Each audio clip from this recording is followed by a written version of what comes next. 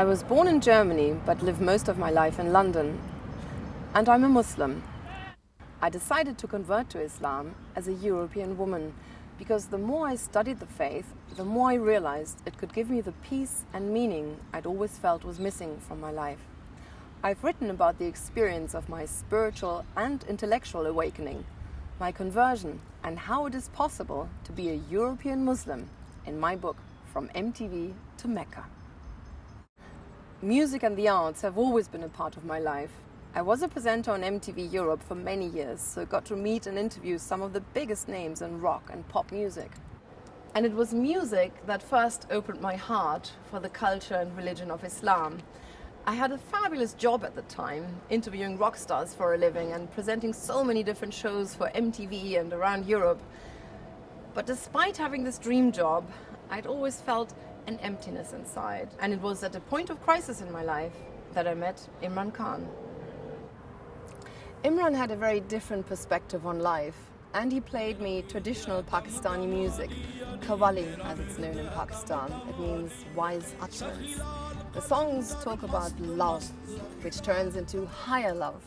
I was intrigued by this very different worldview that had God at its center, and I began to read books on Islam.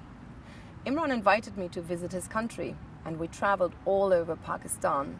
It was fascinating. I loved the warmth of the people, the beauty of the symbolic Islamic architecture, the nature, the jewelry and the fabrics, and I soon developed a taste for the delicious desi food. Every day I was meeting people whose lives were dominated by the love of God. They cared very little for material things or show business. It was a stark contrast to my life at the time, and I began to question everything I knew. Where do I come from? Where am I going? What's the purpose of life?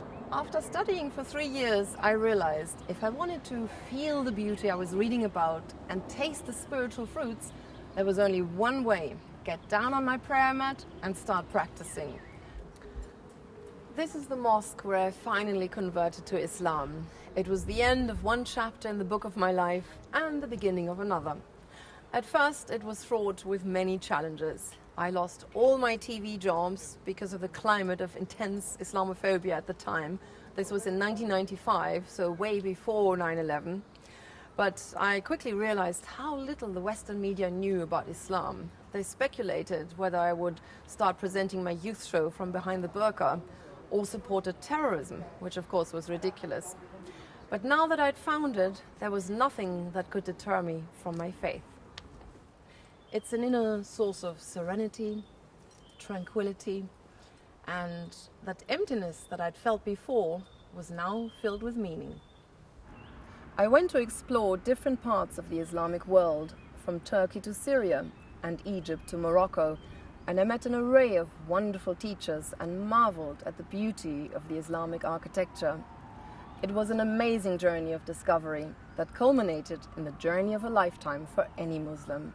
The Hajj, the big pilgrimage to Mecca. Ever since, I've been trying to delve deeper into the heart of Islam and look for ways and outlets to harmonize my faith with my identity. I'm a Muslim and a European, living and working in Britain. I wrote my book as an inspiration to faith, to show that there is another dimension to life.